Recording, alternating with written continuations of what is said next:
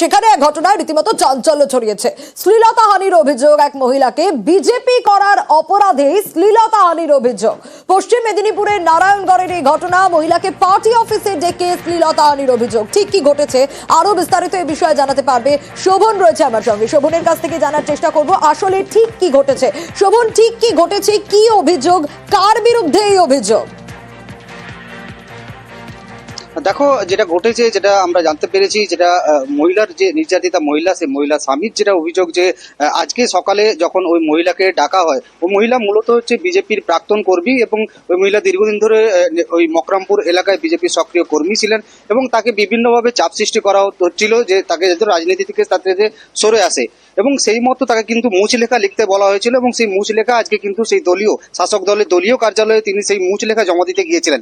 এবং তারপরেই কিন্তু ওই নারায়ণগড় 1 নম্বর অঞ্চল সভাপতি, শাসক দলের যিনি অঞ্চল সভাপতি রয়েছেন, তিনি কিন্তু ওই দলীয় কার্যালয়ের ভেতরেই কিন্তু ওই মহিলার উপর নির্যাতন চালান এবং শারীরিক নির্যাতন চালানো হয় বলে অভিযোগ। এরপরেই কিন্তু মহিলাকে ওই স্থানীয় কয়েকজন ব্যক্তি তাকে ওই দলীয় কার্যালয় থেকে উদ্ধার করে এবং তাকে মকরামপুর গ্রামীণ হাসপাতালে ভর্তি করা হয়। সেখান থেকে তাকে মেদিনীপুর মেডিকেল কলেজ হাসপাতালে স্থানান্তর করা হয়, যদিও ওই মহিলা এখনো পর্যন্ত কিন্তু মেদিনীপুর মেডিকেল কলেজ হাসপাতালে চিকিৎসাধীন অবস্থায় রয়েছেন। এরপরেই কিন্তু বিজেপির পক্ষ থেকে কিন্তু অভিযোগ তোলা হচ্ছে যে ওই অঞ্চলের যিনি অঞ্চল সভাপতি রয়েছেন লক্ষ্মীকান্ত সিট, তার বিরুদ্ধে মূলত অভিযোগ। তিনি এই শারীরিক নির্যাতন চালিয়েছেন ওই মহিলার উপর এবং তার বিরুদ্ধে একাধিক অভিযোগ রয়েছে। অভিযোগকারী মহিলা কি বলছেন দেখি। আপনাকে আজকে ডেকে নিয়ে গেছিল দিয়ে পার্টি অফিসে? দীর্ঘদিন ধরে আমার উপর প্রেসার হচ্ছে, আগেও শ্লীলতাহানি হয়েছিল আমার উপর, জামিন পেয়ে গেছে। আমি বারবার পুলিশের কাছে গেছি, পুলিশ আমাকে কোনো সহায়তা করেনি। অ্যাক্সিডেন্টের জন্য পুলিশও নাই।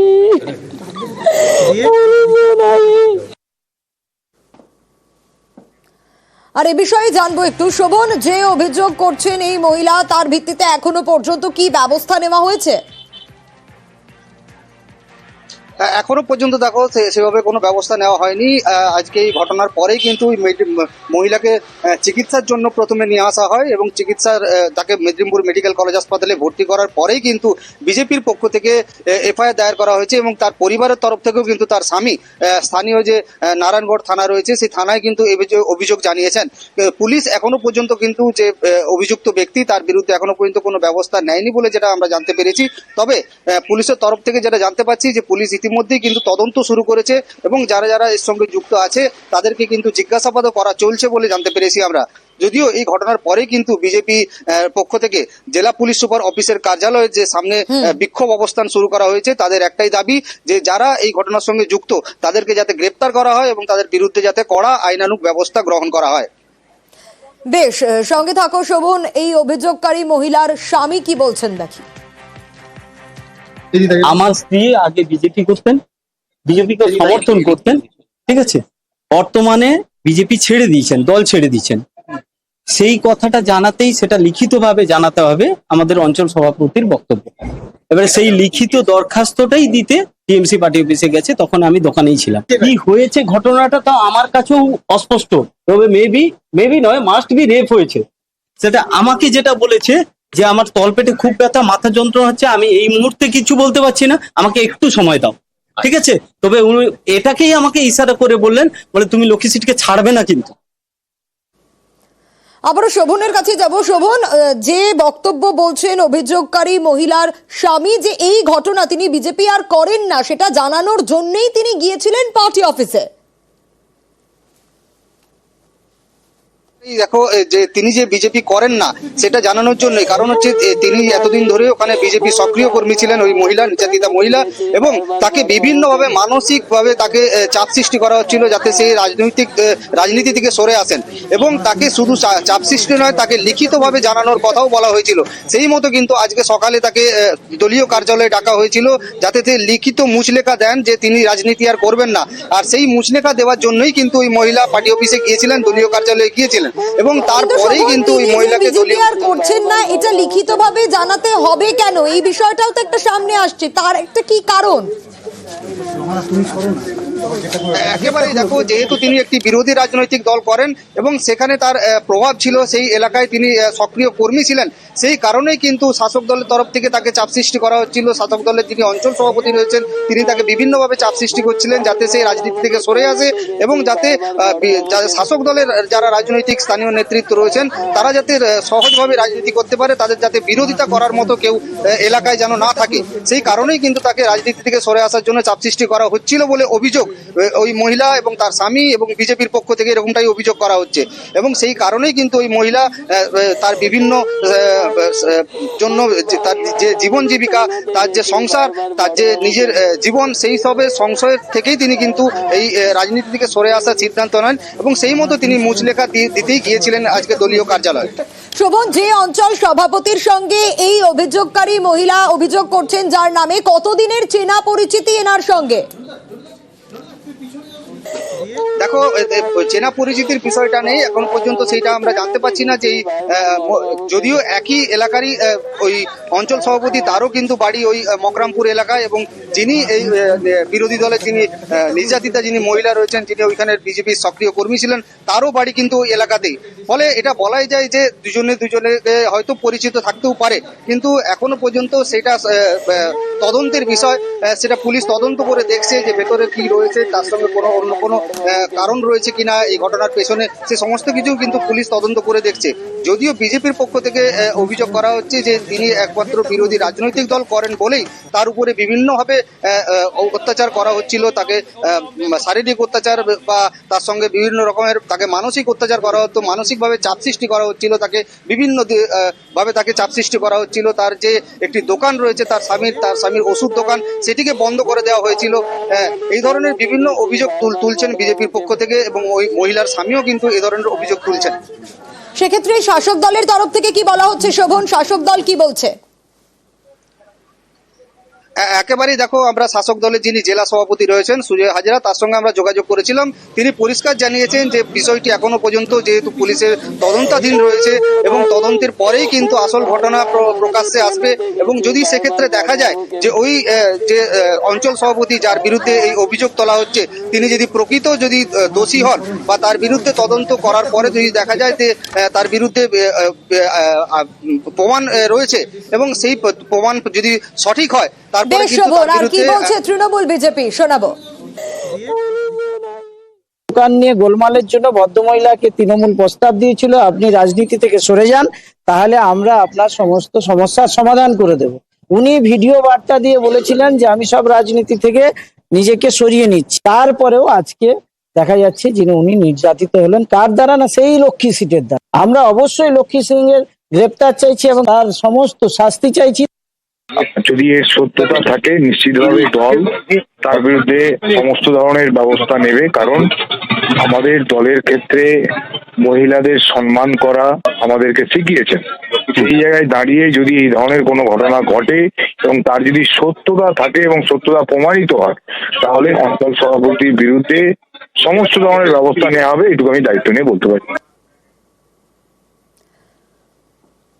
আবারও পথে নেমেছে নাগরিক মঞ্চ। একাধিক ইস্যুতে তারা পথে নেমেছে। আরজি কর, যাদবপুর সহ একাধিক ইস্যু রয়েছে, যে ইস্যুকে সামনে রেখে, যে ইস্যুগুলোকে সামনে রেখে নাগরিক মঞ্চের তরফ থেকে মিছিল পথে নেমেছে নাগরিক মঞ্চ এবং এই মিছিল হাজরা মোড় থেকে শুরু হয় এবং এই মিছিল হাজরা মোড় থেকে রানুছায়া মঞ্চ পর্যন্ত আজ এই মিছিল বেরোয় নাগরিক মঞ্চের তরফ থেকে। একাধিক ইস্যুকে সামনে রেখেই নাগরিক মঞ্চের তরফে এই মিছিল। সেখানে আরজিকর ইস্যু যেরকম রয়েছে যাদবপুর, আর তারই পাশাপাশি আরো একাধিক ইস্যু রয়েছে।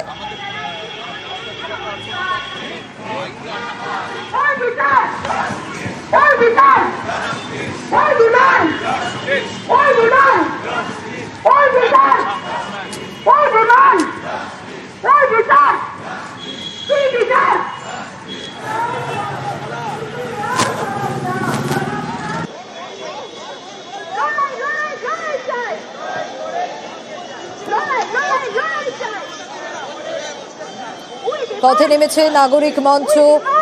হাজরা মোড় থেকেই মিছিল শুরু হয় এবং একাধিক ইস্যুতে আমরা নজর রাখি।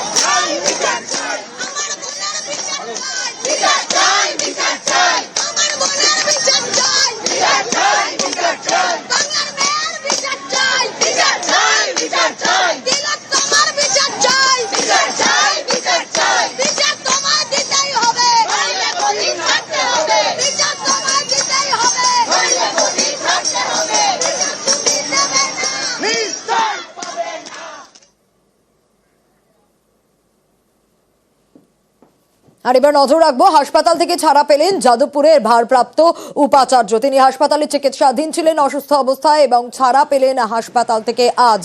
ছাড়া পেলেন যাদবপুরের ভারপ্রাপ্ত উপাচার্য ভাস্কর গুপ্ত। বলেনি তো কিছু।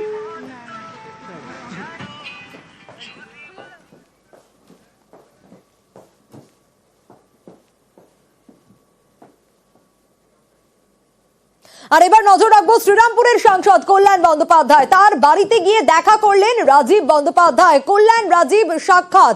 শ্রীরামপুরের সাংসদ কল্যাণ বন্দ্যোপাধ্যায়ের সঙ্গে দেখা হলো রাজীব বন্দ্যোপাধ্যায়ের। শুধু তারা নয়, প্রবীর ঘোষালও ছিলেন সেখানে। এবং কি কারণে এই সাক্ষাৎ, আরো বিস্তারিত এই বিষয়ে জানাতে পারবে রানা, রয়েছে আমার সঙ্গে। রানা। হ্যাঁ দেখো, আজ হঠাৎই কিন্তু ডোমজুড়ের প্রাক্তন বিধায়ক রাজীব বন্দ্যোপাধ্যায় তিনি আসেন গঙ্গা দর্শন যে ফ্ল্যাট আছে শ্রীরামপুরে, যেখানে সাংসদ কল্যাণ ব্যানার্জি আসেন, সেখানে আজকে তিনি সকালে আসেন। সঙ্গে ছিলেন উত্তরপাড়া প্রাক্তন বিধায়ক প্রবীর ঘোষাল। 2021-এর যখন নির্বাচনের আগে তারা এই দুজন কিন্তু তাদের সেই বিধানসভা সেই এলাকা ছেড়ে তারা কিন্তু বিজেপিতে যোগদান করেছিলেন। সেই নিয়ে কিন্তু রাজ্যে রাজনীতি তোলপাড় হয়েছিল। তারা নির্বাচনে দাঁড়িয়েছিলেন উত্তরপাড়া থেকে এবং ডোমজুর থেকে, কিন্তু সেখানে পরাজিত হয়েছে। এরপরে কিন্তু দলে তাদেরকে নেওয়া হলো। সেভাবে কিন্তু কল্যাণ বন্দ্যোপাধ্যায়ের সাথে তাদের সরাসরি কোনো যোগাযোগ ছিল না, কোনো দলীয় মিটিং বা কর্মসূচিতে। একেবারেই রানা, সেখানে আমরা দেখেছিলাম যে কল্যাণ বন্দ্যোপাধ্যায়ের সঙ্গে একটা দূরত্ব তৈরি হয়েছিল রাজীব বন্দ্যোপাধ্যায়ের। আর রাজীব বন্দ্যোপাধ্যায়ের বিরুদ্ধে একাধিকবার সরাবন শ্রীরামপুরের সাংসদ। অবশেষে দুজনের সম্পর্কের বরফ গলল। দাদা ভাইয়ের সম্পর্কের মধ্যে ভালোবাসাও থাকবে, রাগও থাকবে, অভিমানও থাকবে, অভিযোগও থাকবে। সুতরাং এটা নিজেদের ব্যাপার। এবং দাদার সাথে আজ দেখা হয় অত্যন্ত ভালো লাগলো। দাদাও জড়িয়ে ধরলেন, আলিঙ্গন করলেন। একদিকে একই দল করছি, দুজনেই আমরা দলের কর্মী। দাদা ভাইয়ের সম্পর্ক আগামী দিনে অটুট থাকবে। ও আজ আমার সঙ্গে দেখা করতে এসেছিল, দেখা করলো, বললো দাদা ভুল টুল হয়েছে, ক্ষমা করো। 2026-এ নির্বাচন আসছে, সবাইকে নিয়ে তো চলতে হবে, সবাইকে নিয়ে কাজ করতে হবে। এমনি তো ব্যক্তিগত তো আমার সঙ্গে কোনো কিছু নেই। আমার একটা দুঃখ ছিল, কষ্ট ছিল যে তৃণমূলের থেকে কেন চলে গেলে, কারণ তোমার তো কোনো প্রতি তো দলের কোনো অবিচার হয়নি, দল কোনো ইয়ে করেনি। এটা আমার একটা অভিমানের জায়গা ছিল।